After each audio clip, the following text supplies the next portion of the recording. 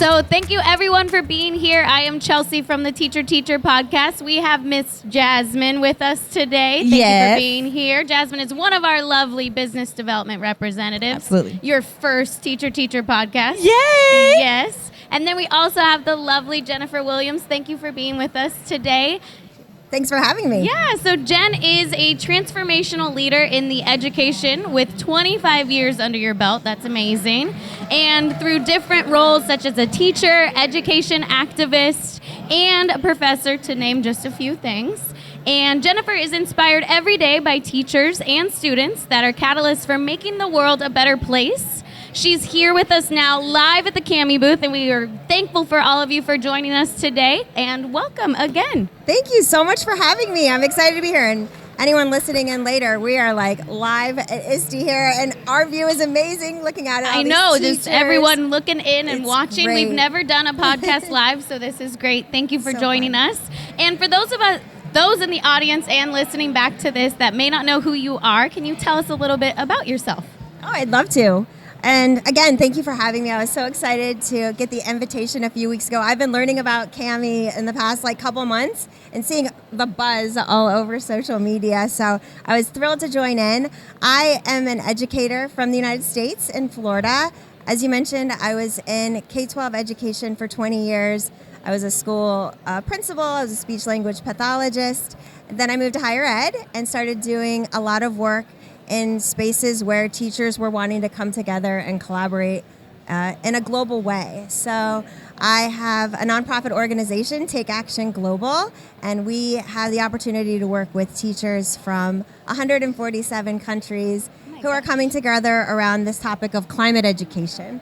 So I am part of that work. I also am part of the group of teachers who care about the UN Sustainable Development Goals. So I'm one of the co-founders of Teach SDGs, and I'm an ISTE author. This is my 8th year at the ISTE conference. I love it, and an ISTE ambassador, and just love learning, love it being with teachers here today, and really excited for this conversation. Well, you amazed me first and foremost. You said speech and language pathologist. I wanted to do that. It was too much schooling, and I stopped. So you amazed me just there, because I was like, no, that's too much. It was great. Yeah. That's amazing, amazing. So Jasmine's got our next question for you to get started. Absolutely. You talked about climate change and, just being an activist globally. So talking about climate change, where do you think we are as far as education and climate change globally right now?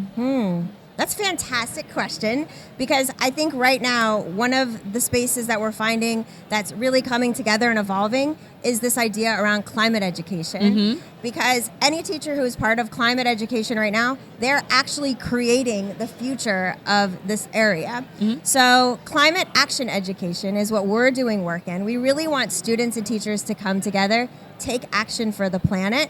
So we see it almost like a Venn diagram. Like you have climate and you have education. In the middle, you have action, which is what we really think binds these two areas. So as much as we're looking at bringing in climate into the work of classrooms, we also think best practices from education can be used in the work that's needed around climate. So we know that students in our classrooms today are really passionate about climate change and taking action. So we're finding ways to help teachers lead the students in the right direction as storytellers, as curators of information, and as collaborators. Right. I love that you mentioned collaboration, because we are really big on collaboration here.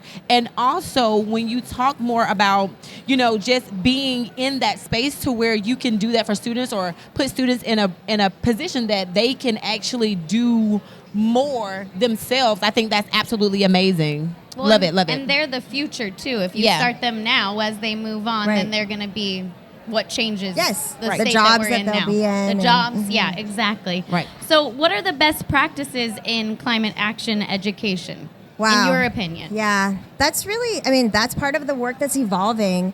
And so my background, as you were talking about, really is in literacy, so not climate sciences. And I got involved with the work around the SDGs. So anyone listening and who's not familiar yet with the Sustainable Development Goals, these are 17 goals that we as a world came together in 2015 to reach by 2030. So it's an agenda for the future. And one of those goals is actually for us, quality education, SDG number 4. And that's how I entered into the work. SDG 13 is climate education. So we're starting to see kind of those worlds collide. And I bring that up because talking about best practices, so me being a literacy specialist, coming into this work around climate change, which I think is the most important topic of our time, I see this great opportunity for teachers from every content area, every age level to be a climate action educator. And I talk to them about having permission to feel vulnerable. Oh, I love it. So they can go into their students and be like, and this is what I do all the time because I am absolutely not a climate science expert. And I say, this is something I'm really interested in. I'm trying to learn, I'm researching, I'm trying to find experts who can help me along the way. Are you interested in joining me on that journey? And so what that does is everything we've been talking about in teaching and learning, where we say to our teachers, get out of the front of the classroom. Absolutely. And having your students create and project-based learning. And that's also fantastic. But when you are the educator who does have that knowledge, like I'm a teacher, I know what pronouns are. It's going to be really hard for me not to tell you what the pronoun is in that activity. But here, I don't know like all of that science around it. So I can go in truly as a co-creator with my students. We can co-learn. I can even sit back and be a facilitator. Absolutely. And let them lead the way. So for us as climate action educators, it's kind of about getting out of the way, helping them have good research skills, good collaboration skills, be a critical consumer of information, talk about sciences, talk about storytelling, how do they want to share their passions, and then connecting them into the content areas you work in. So if you're an arts teacher, it's fantastic to work on these types of topics. And you don't have to have it be an extra or a music teacher or a math teacher. Yeah. So we're talking about where you're at and bringing that in, not making it an extra. So I think that would be the first best practice. And then the next would be connecting on social media. I really think finding other educators who are interested in this topic and moving forward together, because I have to tell you, we're all figuring it out right now. Absolutely. So we have to find our like other people who want to join in and make this conversation important and relevant. We're here in the United States. I know a lot of members of your team are from New Zealand. So it depends on where you're at in the world. There's, in some parts of our world, they've been working on climate education for many, many, many years. I'm here in the United States. A lot of people from ISTE are from the US, and this is an evolving conversation. So it's going to be interesting to see what happens in the next few years. Absolutely. And you know that I lit up Chelsea when she said social media. That's I Jasmine. love That's social Jasmine's media. whole That realm. is my thing. I absolutely love it. And I tell people all the time, especially educators, if you are not on Twitter, what are you doing? And you should be sharing your good work. You should be sharing the things that you're most vulnerable about. You should be sharing those things on social media, because we are all trying to figure it out. We are all trying to find that new resource that we can enhance our learning, enhance our teaching and learning environment. So I love that you said that. I totally lit up with that. Twitter's so that's the place awesome. to be. Absolutely. For sure. It's the place to be. And Jasmine, before you get to your next question, because I have another question, because you said you are not an expert in the science Yes. field. Ooh. Would you ever pull in third-party resources to come in and support you if there were to be a topic that you wanted to expand upon? Because I was thinking, I'm Absolutely. in Monterey, California. Yes. So we have the Monterey Bay Aquarium is huge on climate education, huge on ocean education. And we, at the school that I taught at, we would bring in experts to come talk to the students. So I was just wondering if you have a go-to or have some resources that you would Yes. suggest for teachers. We must do that, right? Yeah. We must find those educators, seek them out, bring them into our classrooms. So another one of the SDGs, maybe we'll hit on all 17 by the end of this conversation, but another SDG is SDG 17, and this is one I really am passionate about because it's partnerships. And so finding people to partner, I mean, we're here together, we're talking about this, and so we find experts. So we do partner with the United Nations, has some really wonderful resources. NASA is leading the work. We have been partnering with the Mars expedition team, which it's like, what does Mars have to do with climate? But if you were living on Mars, everything you use, you need to be able to find a way to make sure you're reusing that, not just letting it go out into a waste field. And so they have these wonderful resources that students and teachers can use. WWF is a wonderful resource. They helped co-author our curriculum. And then honestly, teachers. So going, even in your own school, if you're like me, an English teacher, walk over to that science classroom and just say, absolutely. Would you be able to help me? I just have a quick question. And that invitation in is so powerful. Yes. And then you can find ways to team up and move forward. Listen, that cross-curriculum education, that cross-curriculum feedback, like that is absolutely amazing, and it's a game changer when you're in the classroom because so you can much learn sense. so much from each So other, much. and then you can take the learning to a different place together. So And it true. helps your students too, because they can say, "Oh, in Miss Williams' class, Right. I learned X, Y, Z, but in my Right. science class, I'm now." They can see why. They Yeah. can connect it. See Yeah. why they're learning those things. Right. So my next question is, how do you think that ed tech links with, how do you think that climate change links with ed tech and innovation? Ooh, big topics here at ISTE, Yeah, right? Tech yeah. and innovation. Okay, so what I've been an educator a long time, and people at ISTE have really helped to lead a lot of these conversations around innovation.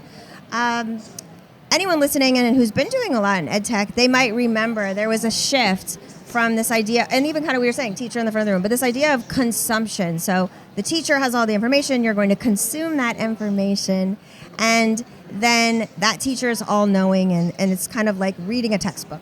Right. So then there was this shift to creation, which was super cool. I was excited about that movement, and teachers started to say, okay, how can we get students thinking about future real world problems that they could address and create project-based learning, using inquiry, working as teams. There was a big thing around Genius Hour and 20% time probably about 10 years ago. And that was a great move. But for me, it's how do we take it to the next level? Right. And this is where innovation and ed tech can come in too, of not just creating, but creating for a purpose. Yeah. Not just creating a what-if scenario, but creating a problem that is meaningful for you that you can address and take action on today. So something that they can see, okay, I'm actually going to go invent that. I'm going to take that out into my community and make a difference. So that's a way around innovation. Now, ed tech, my favorite way for ed tech with this conversation is without a doubt virtual exchange. Yes. So Yes. getting our students in our classrooms, working with students in different parts of the world. We have classrooms in 147 countries right now. And we have students as young as age 4 all the way up from university to Amazing. university. So if you can get into a virtual exchange opportunity where you're working and learning with people who live and look differently from you, you're having different perspectives brought into your conversation, things like peer mentoring and giving feedback, it's so powerful. It's challenging because we work in different spaces. We were just talking about that. We're all over the world. All over the world. And you're like in New Zealand and California, and I think you said Louisiana. Louisiana. And then someone can pull all of that together. But that's the future that our students are going to be working in. So you have to overcome those barriers and say, well, just because you're in a different time zone, it doesn't mean we're not going to work together. Right. So Yeah. teachers can come together with their students and do virtual exchange. And so that's a great start, I think, with ed tech. And Right. it's a meaningful way to use the technologies that are right in front of our students. And it's just a bump out because I've been talking about virtual exchange for a long time. But now that teachers just have gone through an experience where they've been teaching virtually, so they may be in their own home working with students who are nearby. Right. So virtual exchange is one bump out. All you need to do is invite in another classroom, and then now you have a virtual exchange, which is super Right. cool. And I love that. And one thing that you mentioned was perspective. Yes. And one thing I love about Cammie too is being able, like when our teachers come in, when we have visitors like you, is basically talking about Cammie and then allowing them to see a different perspective of how to use that technological tool or resource to enhance the learning. And so I think when we get an opportunity to use different perspectives and see different perspectives, then we can expand upon the learning environment. We can expand upon what we bring in, what we dish out, and things like that. And then our students even become even more well-rounded students and human beings. So I think that perspective piece was key. I was just going to say that. It takes them out of their bubble so Yep. they can know that there's actually a world outside of their little Right. hub. Mhm. Because sometimes you don't know that as a little kid. Like you said, 4-year-olds, they might not know that Right. there's a whole other...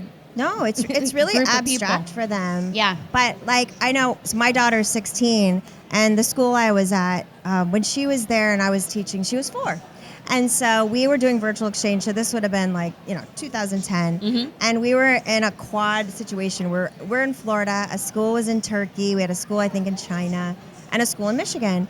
And we did our little virtual exchange. And then months later, we were at an airport.